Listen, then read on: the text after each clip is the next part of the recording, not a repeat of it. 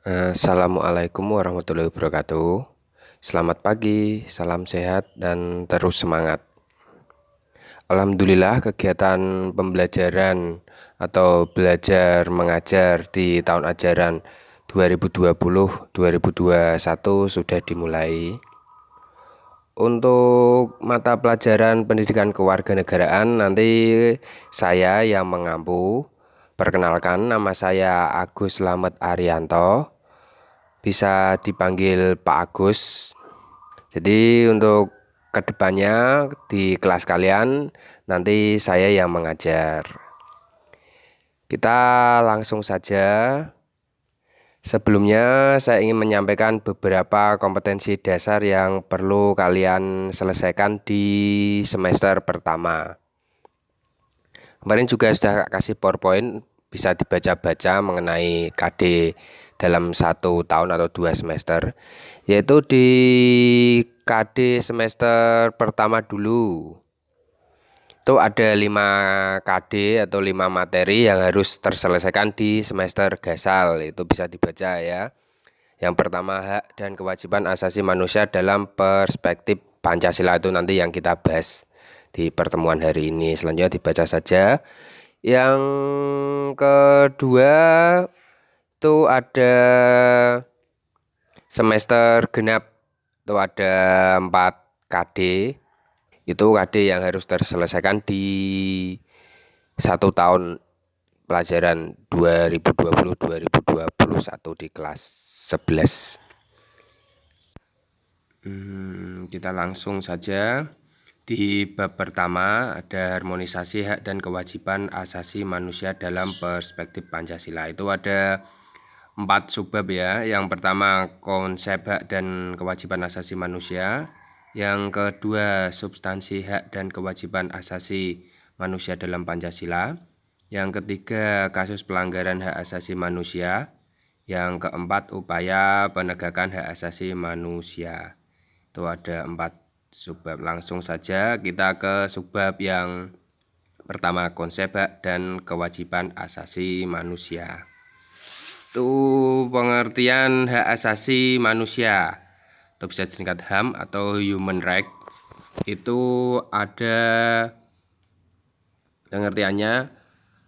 HAM merupakan seperangkat hak yang melekat pada hakikat dan keberadaan manusia sebagai makhluk Tuhan Yang Maha Esa, dan anugerahnya yang wajib dihormati, dijunjung tinggi, dan dilindungi oleh negara, hukum, pemerintah, dan setiap orang demi kehormatan serta perlindungan harkat dan martabat manusia. Itu tertuang di Undang-Undang Nomor 39 Tahun 1999 tentang hak asasi manusia. Karena hakikatnya hak asasi manusia itu sudah ada sejak manusia dilahirkan. Kita langsung ke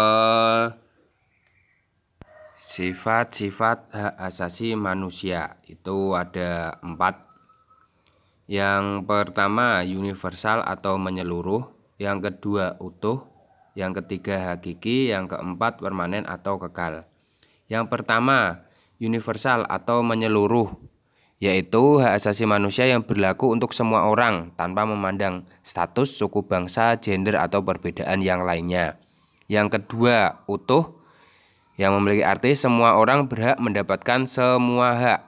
Yang ketiga, bersifat hakiki, yaitu hak asasi semua umat manusia yang sudah ada sejak lahir. Yang keempat, bersifat permanen atau kekal, yaitu hak asasi manusia tidak dapat dicabut atau diserahkan kepada orang lain. Itu ada 4 sifat-sifat hak asasi manusia.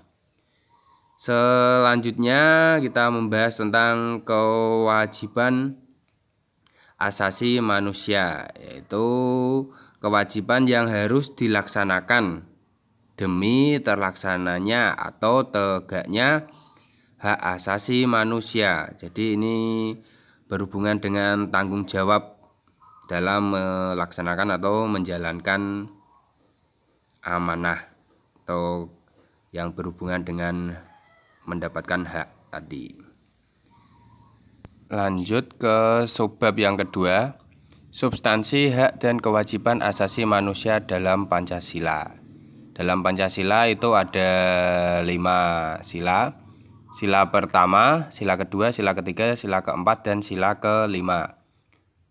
Dalam hak asasi manusia itu juga termuat dalam nilai-nilai dasar Pancasila. Yang pertama, memeluk agama dan beribadah sesuai agama yang dianut.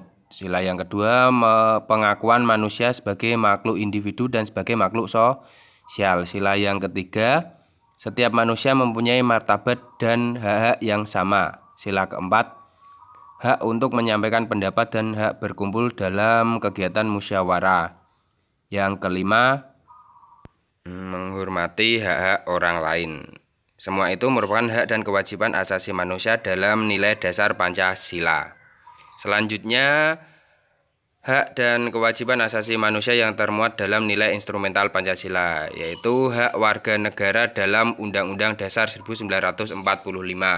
Yang pertama, Pasal 27 ayat 1 tentang pekerjaan dan penghidupan. Pasal 28A, hak untuk hidup. Pasal 28B, hak berkeluarga. Pasal 28C, hak mengembangkan diri.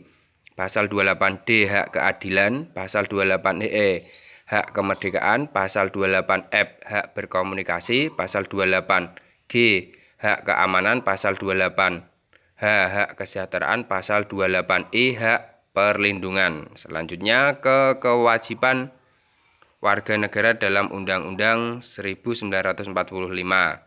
Itu termuat dalam pasal 23 ayat 2 tentang pajak, pasal 27 ayat 1 tentang menaati hukum, pasal 27 ayat 3 tentang kedudukan orang lain, pasal 28J ayat 1 tentang menghormati hak asasi manusia, pasal 28J ayat 2 tentang pembatasan kewajiban orang lain, pasal 30 ayat 1 tentang usaha pertahanan dan keamanan negara, pasal 31 ayat 1 tentang mengikuti pendidikan dasar. Itu merupakan hak dan kewajiban warga negara yang termuat dalam nilai instrumental Pancasila yang tertuang dalam Undang-Undang Dasar 1945. Sebelum ke penugasan, coba perhatikan bentuk harmonisasi hak dan kewajiban asasi manusia dalam berita berikut. Seperti yang diketahui, lebih dari 240 warga negara Indonesia diberangkatkan dari Wuhan, tepatnya pukul 4:44 waktu Wuhan atau sekitar pukul 3:44 waktu Indonesia Barat. Ini adalah video yang kami dapatkan saat warga negara Indonesia akan berangkat kembali ke tanah air beberapa waktu yang lalu. Mereka diterbangkan dengan pesawat Airbus A330 Batik Air dan saat ini telah tiba di Bandara Internasional Hang Nadiem, Kota Batam, Kepulauan Riau. Seluruh petugas evakuasi yang berjumlah 42 orang di dalam pesawat terlihat dibekali dengan perlengkapan perlindungan diri. Dan setelah tiba di Batam, WNI akan langsung diterbangkan ke Natuna untuk menjalani proses observasi. Gambar yang Anda lihat kecil di layar Anda ini adalah gambar yang kami dapatkan langsung dari Batam, Kepulauan Riau, tepatnya di Bandara Hang Nadiem, Bandara Internasional Hang Nadiem. Kita bisa lihat bahwa ada pesawat Boeing yang memang digunakan oleh WNI untuk diterbangkan dari Wuhan, Tiongkok ke Indonesia.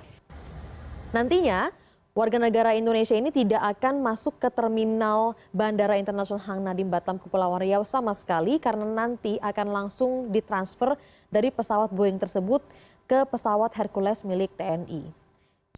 Setelah kalian memperhatikan berita dari CNN Indonesia, kita langsung ke penugasan ya. Dari berita tersebut bisa kalian pahami bentuk harmonisasi hak dan kewajiban asasi manusia di tengah-tengah pandemi COVID-19. Dan semoga pandemi COVID-19 ini segera berlalu. Baik, kita ke penugasan. Tugas yang pertama yaitu kemukakan yang dimaksud dengan hak dan kewajiban asasi manusia.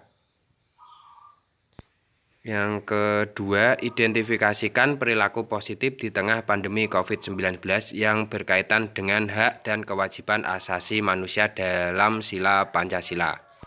Nanti untuk tugas-tugasnya tetap dikerjakan di buku tugas, ditulis dengan jelas, difoto lalu dikirim di menu atau di aplikasi tim sekalian di kelas 11 PPKN. Nanti dari aplikasi kalian ada pemberitahuan lewat assessment, jadi nanti dikerjakan di situ. Kalau ada sesuatu yang ingin ditanyakan bisa chat dari tim kelas 11 PPKN kalian atau japri saya kalau memang ada sesuatu yang belum jelas mau ditanyakan. Saya akhiri sampai di sini dulu, tugas dikerjakan. Selalu semangat, tetap sehat dan sukses. Wassalamualaikum warahmatullahi wabarakatuh.